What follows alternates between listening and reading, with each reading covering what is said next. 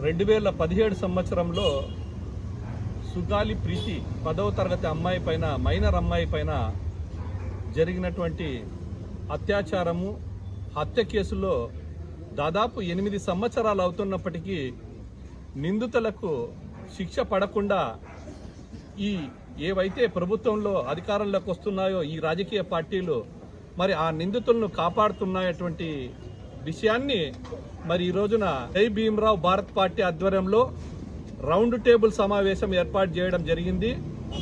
ముఖ్యంగా ఆ అమ్మాయి న్యాయం చేయకపోగా వారి తల్లిదండ్రులను అవమానపరిచే విధంగా ఈ రాజకీయ నాయకులు ఏదైతే మాట్లాడుతున్నారో వాటిని సభాపూర్వకంగా ఖండిస్తా ఉన్నాం. ముఖ్యంగా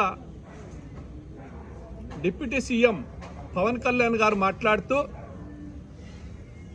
నా వల్లనే ప్రీతి సుగాలి కేసు వెలుగులోకి వచ్చింది అనేసి సిగ్గు లేకుండా చెప్పుకున్నటువంటి పవన్ కళ్యాణ్ గారికి మేము ఒకటే సందర్భంగా చెప్తా ఉన్నాం. అంతేకాకుండా నా వల్లనే వారి కుటుంబానికి 5 ఎకరాల భూమి వారి తండ్రి గారికి ఉద్యోగము ఇప్పించానని చెప్పుకున్నటువంటి పవన్ కళ్యాణ్ గారికి ఈ సభాపూర్వకంగా మేము ఒకటే చెప్పదలుచుకున్నాం. అయా నీదేదో జోబు సంస్థ నుండి ఇచ్చినటువంటిది కాదు. ముఖ్యంగా ఎస్సీ ఎస్టీ అట్రాసిటీ యాక్ట్ మరి అత్యాచారము హత్య కేసులో మరి చట్టపరంగా వారికి వర్తించేటివి మాత్రమే వారికి చెందాయి. మరి అది కూడా 2019 తర్వాతనే వచ్చినటువంటి ప్రభుత్వంలో మాత్రమే అనేసి కూడా ఈ సందర్భంగా తెలియజేసుకుంటున్నాం. ముఖ్యంగా ఇటువంటి మాటలు మానుకొనేసేసి ఏదైతే వారికి అన్యాయం జరిగిందో ఆ విధంగా దృష్టి సారించి ఆ కేసులో ఉన్నటువంటి నిందితులకు శిక్ష పడేలా ముందుకెళ్లాల్సిందిగా రాజకీయ పార్టీలకు అయితేమి అధికార పార్టీ నాయకులకైతేమి మేము ఈ సందర్భంగా తెలియజేసుకుంటున్నాం.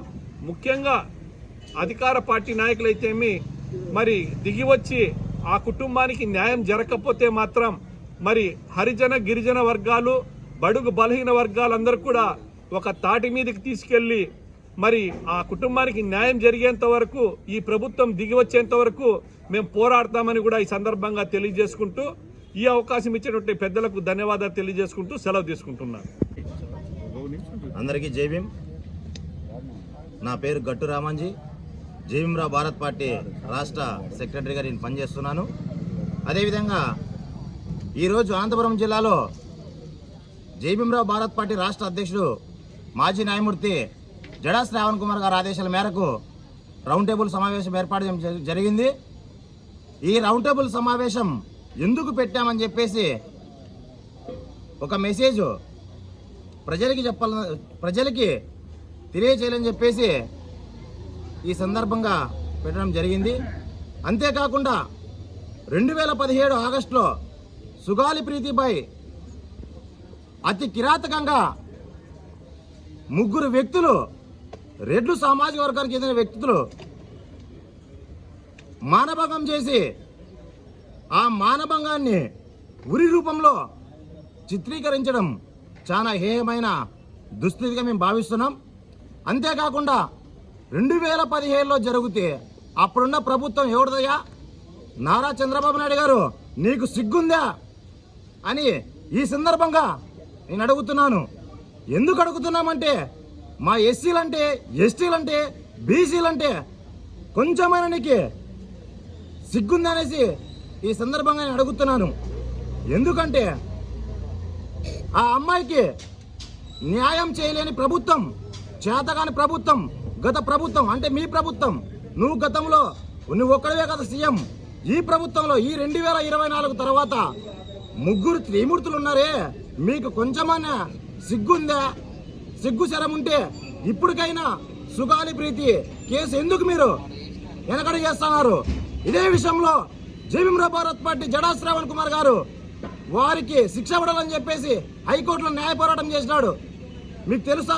ఇదే 2019 తర్వాత 19లో జగన్మోహన్ రెడ్డి గారిని మీరు ఉద్దేశపూర్వకంగా జడా శ్రావణ్ కుమార్తో తిట్టడం జరిగింది.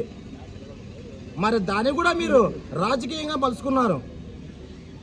ఇదంతా దుర్మార్గం అని చెప్పేసి ఈ కూటమి ప్రభుత్వాన్ని ప్రశ్నిస్తున్నాను, డిమాండ్ చేస్తున్నాను. మా డిమాండ్ ఏమంటే ఈ 3 వ్యక్తులకి ఈ రెడ్డి సామాజిక వర్గం 3 వ్యక్తులకి ఉరి శిక్ష అమలు చేయాలని చెప్పేసి జై భీమ్ రావ్ భారత్ పార్టీ తరఫున డిమాండ్ చేస్తున్నాం.